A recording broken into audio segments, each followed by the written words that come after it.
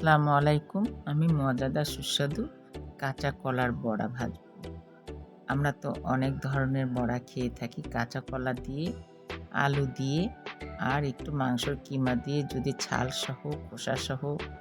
এটা আয়রন, অনেক সুস্বাদু খাবার। যদি করা যায় অনেক মজা লাগে। এই দেখেন আমি খোসা ছাড়িয়ে নিয়ে খোসাগুলো দিয়ে একসাথে মিশাই নিয়ে এর মধ্যে একটু কর্নফ্লাওয়ার দিয়ে দিয়েছি, লবণ দিলাম।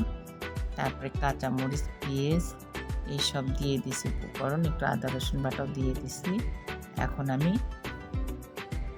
মেজারমেন্ট মতো লবণ একটু কম লাগছে এই জন্য লবণ দিয়ে দিলাম।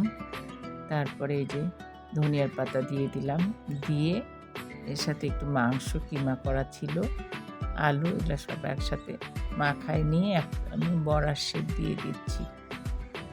এভাবে বড়াগুলোকে তৈরি করে নিয়ে তারপরে আমি এই বড়াগুলো ডুবো তেলে বেসন ছাড়াই ভাজবো। এইসব বড়া বেসন আর লাগবে না। আমি যেহেতু কর্নফ্লাওয়ার দিয়ে দিয়েছি, অল্প ঘরে থাকা উপকরণ দিয়ে এভাবে সাজিয়ে নিয়েছি।